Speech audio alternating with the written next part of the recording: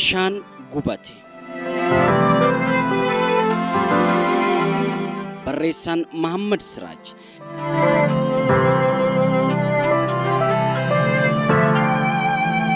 Bishaan Gubate.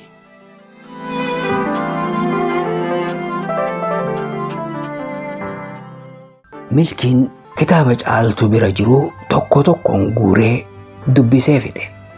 Isaa fi Caaltuunis kitaabni eega dhume booda wal arguun isaanii ni hafe.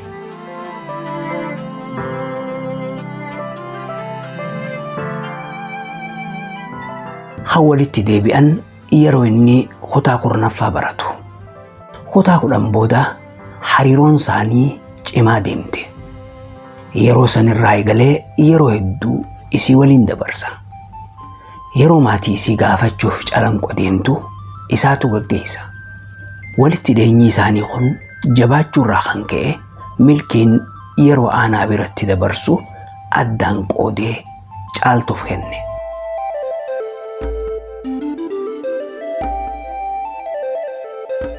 Aanaan waa'illan Milkiin qabu keessaa tokko. Yeroo boqonnaa isaa harka Caaluu aanaa waliin dabarsa.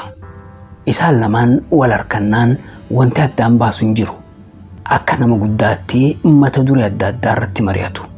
Haasa'uudhuma hin qabne haasa'u. Ni taphatan. Ni hoflan. Aanaa fi Milkii gabaabinni qaamaa wal isaan fakkeessuus aanaan umriidhaan ni caala.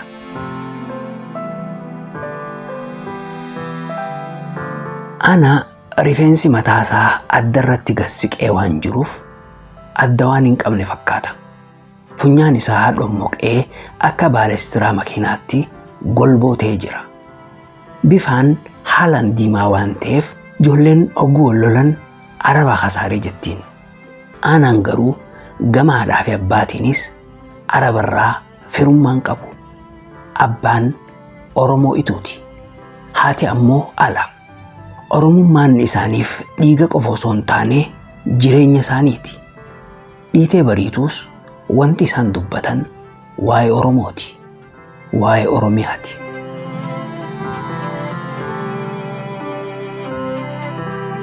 Aanaan kanumarraa ka'uudhaan waa'ee Oromoo yaaduu eega jalqabee bubbulee jira.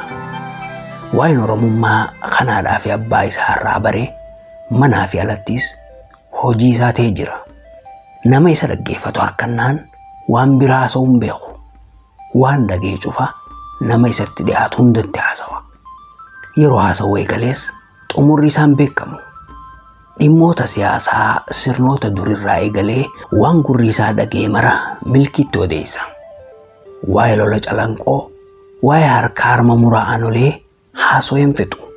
Minilik, Haayila Sillaasee fi Dargis dabalatee waan hedduu odeessa. Waa'ee sirna keessa jiruutis jaba dubbata. Haala paartiilee siyaasaa Oromootis yeroo haasa'u barataa seenaa yookaan nama siyaasaa fakkaata. Barumsaafis xiyyeeffannaan kennee gad bu'aa waan ta'eef barumsi isaa dhimmuma kana ta'ee jira.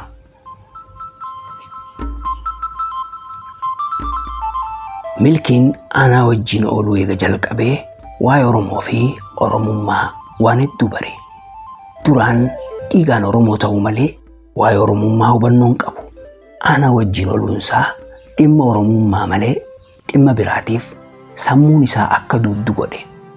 Waa'ee walqixxummaa ilma namaa, walqixxummaa sabaa fi sablammootaa waan beeku hin qabu. Isaaf nama jechuun Oromoo jechuudha.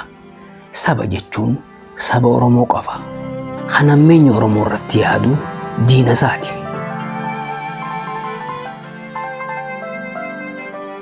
Milkii fi aanaan waan isaan miidhuu fi waan isaan fayyadu addaan baasanii beekuu baatanis dhimma Oromoo irratti xiyyeeffatanii haasa'uu hojii godhatanii jiran.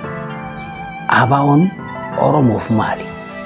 OPDO'n kanneen biroo hoo? Gaafilee kanneen kaasanii hamma beekumsi isaanii isaaniif hayyamu irratti mari'atu. Yaanni isaanii bilchina qabaachuu baatullee dhimma ittiin biyya bulchuu danda'an waan haasawaa jiranitti fakkaata. Warri biyya bulchuu yaada isaanii osoo fudhatanii Oromoof waan bu'aa buusan isaanitti fakkaata.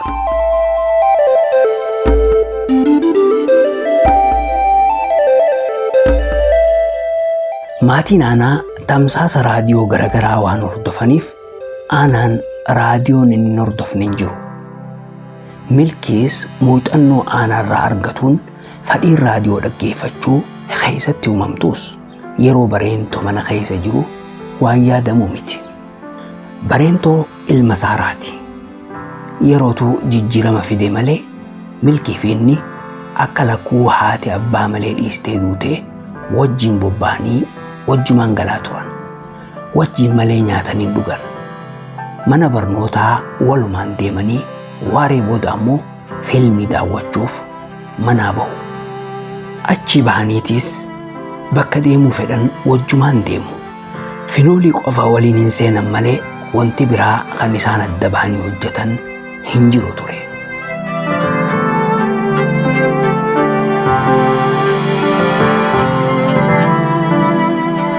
Hariiroon isaanii tan cimte tun qaxara cabxe. Akka masaanuutti wallaaluuf yeroo dheertuutti hin fudhanne. Maatiin Milkii waan harkaa qaban fixatanii jireenya hiyyummaatti seenanii eega magaalaa Dirree Dhawaatii bahan booda haalli hundi ni jijjiirame. Ijoolleen akka lakkuutti waliin turan walirraa qoorrifachuu eegalan. Akka gurra lamaaniitti kallattiin isaanii adda adda taate. Milkiin tuffatamuu qabaa, namarraa fageeffamuu qabaa jee akka waan Rabbiin kitaaba keessatti barreessetti kophatti darbamee hafe. Ajajni gama samiitii dhufe tokkolleen osuma hin jirre aangoo warra lafaatiin Milkiin namarraa moggatti akka ba'u murtaawe. Kana kan fide bareentoo hammeenyaa fi gaarii addaan hin baafatin qofa osoo hin ta'in haadha isaantii tan bareentoo gorsitu adaadaa Milkii aadde Saaraa fi Asaantiidha. Bareentoo yeroo daba kana eegalu waan haati isaa barsiiste malee gaarii fi hamtuu addaan hin baafanne.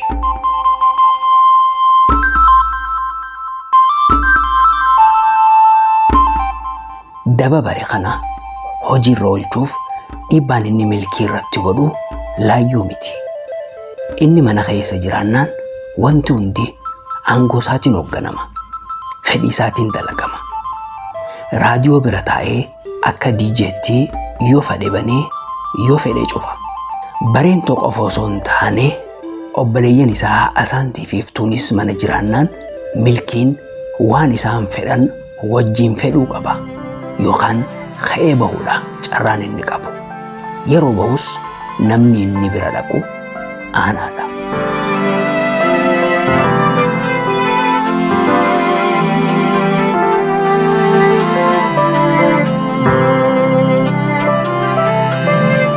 Caaltuun Milkii ija barataa biraatiin laaltuunii miti kan laaltu. Milkii haalaan kabajji. Nama waan jee godhu ta'uun isaa baallama kabajuun isaatii fi nama dhugaa dubbatu ta'uun isaa bakka guddaa akka kennituufis godhe.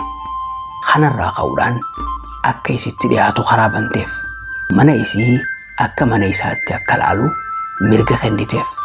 Mirgi kenniteef kun sadarkaa barsiisummaa fi barataa bira dabree manni isii akka mana maatii isaaf ta'e.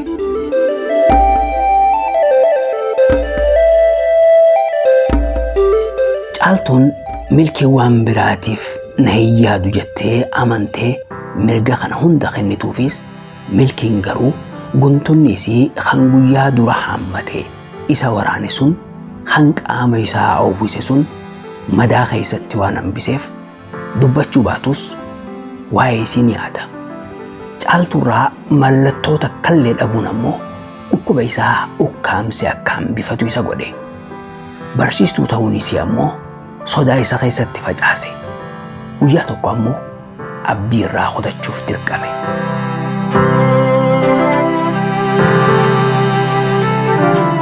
Caaltuun magaalaa Calanqoo deemuuf deemti.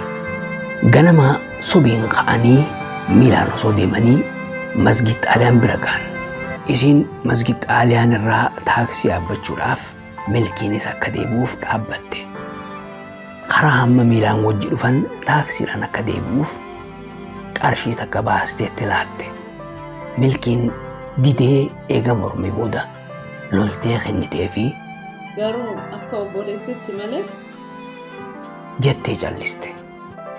Milkiinis maal jechuu akka feete waan hubateef homaa osoo hin dubbatin callisee dhaabbate. Dubbiin isin dubbattee waan inni yaadin itti ta'us gar tokkoon furmaata harkachuu isaatti ni gammade. Waa'ee guntuta isii kan isa waraanee yeroo hunda isa shororkeessurraa boqonnaa argate. Caaltuun umriidhaan akka isa caaltus ni beeka. Dhalaan ammoo yeroo hedduu nama umriidhaan isii caalu wajjin hariiroo jaalalaa uumti. Kana yeroo yaadu ammoo waan biraatiif akka isa hawwine hubatee waa'ee obboleettummaa isii yaaduu irratti xiyyeeffate.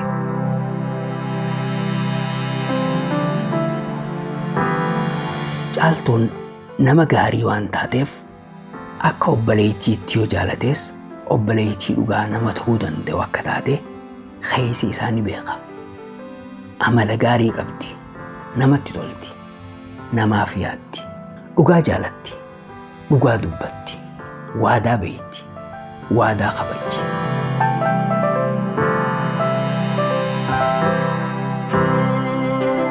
Hariiroon isaanii akkuma duritti itti fufe. Waan hunda wajjin haasawanii waliin mari'atu. Keessattuu caaltuun waan milkii oofatu takka illee hin qabdu. Iftoomaan wajjin haasoytee iftooma barsiifti.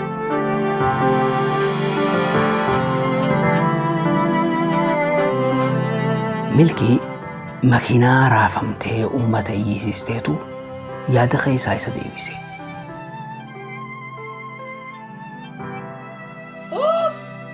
Je'ee iyya gariin shufeerri nu fixe ja'a kan biraa.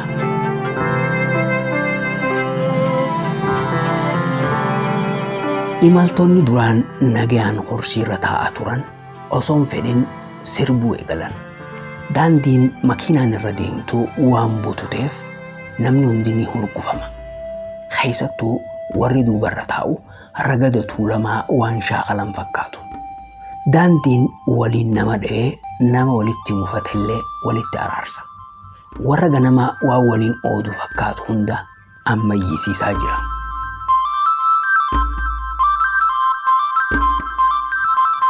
Imaltoonni akka dhadhaa qabee keessa jiruutti raafamaa deemuun kun mata duree marii tokko akka uummatan isaan godhe.